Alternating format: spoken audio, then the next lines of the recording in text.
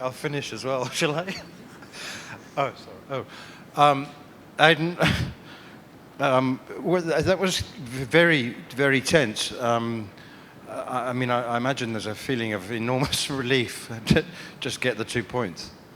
Yeah, good relief. I think you can almost sort of expect that on a surface like that and an outfield like that. It's 100 runs can always feel a long way away, especially when you don't get off to the start that you'd like. So it is a massive relief to get the 2 points, but also for two batters to show us how it's done on a wicket like that, and for the rest of us as a unit to hear about it and take some lessons from that.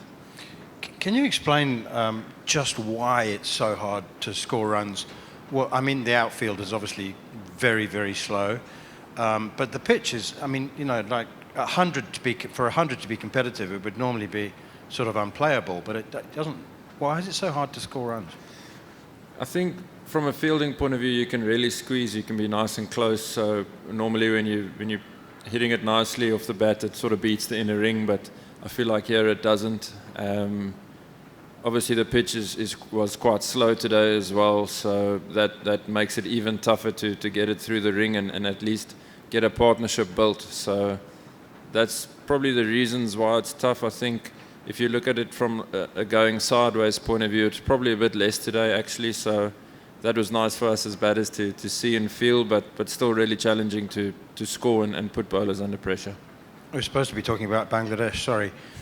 So that's so 2 points there, and that's Super 8's wrapped up. That'd be nice to go to St Vincent with that. Yeah, that would be fantastic. Yeah, that's sort of the first box that we want to tick. But again, you look at conditions, you look at a really strong Bangladesh team, and it's going to be a proper challenge for us. So naturally looking forward to it. We've luckily had the privilege of playing 2 games now on the surface and at this venue, so hopefully it can give us even clearer plans and we can develop plans from a batting point of view how to get to a score of maybe about 140, and if we do bat first, and hopefully then our bowlers can do the rest. Can I just ask you about Otniel and Anrich Nokia? Obviously Anrich had a fairly torrid IPL and there were question marks probably just outside the team rather than inside the team about his form.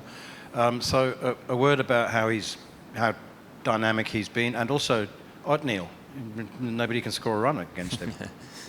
Yeah, the both of them have been fantastic. You look at Anna, maybe the build-up to the World Cup, he would have liked to have done better, potentially come with more confidence, but we had him just before his massive injury, and he was at that time probably one of the best bowlers in the world. So I don't think that changes. I think just a bit of backing, a bit of game time naturally to get that rust out, and then naturally a wicket that where there's a bit for him to work with at least helps. So the both of them have done really well. Otniel is really clear, keeps things really simple, got a nice skill set, and that's what they back. So it's great to see it's worked for the 2 of them, not just the 2 of them, probably the whole bowling attack so far, but us as a change room, it's great to have a Anrich Nokia sort of firing and full of confidence.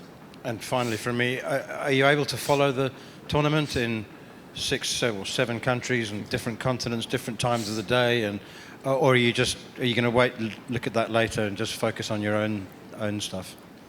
Yeah, each to their own, I guess, but I'll probably just rest up and if I can catch a few overs here and there, then potentially watch it, but sort of just makes your analysis in building into game day quite important. You get as much information as you can and see sort of what happens from there. Hi Aiden, how did you guys enjoy the crowd attendance at this venue so far? It's been really cool. Didn't probably expect as many people to turn up, so it's been fantastic to see.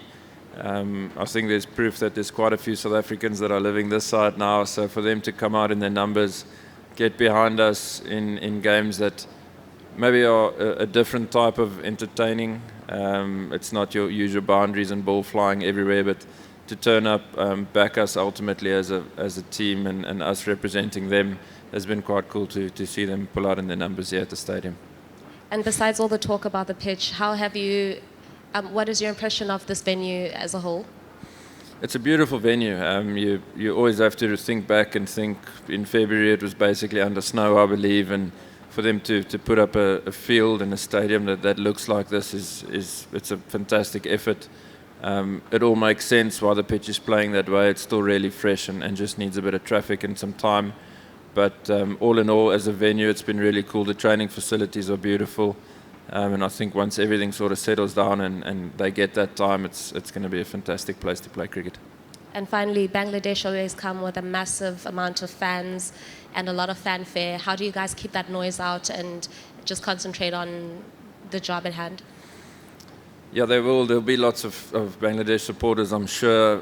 I think we've been doing it now for long enough that it's almost second nature. You just zone into what's happening inside the boundary ropes and putting a lot of focus on that. A crowd cheering obviously will give away a lot of which team has the momentum. So if they're pretty quiet, then it means we're doing well. So we'll drive that message and try to keep the crowd as quiet as we can. Thank you very much. Cool.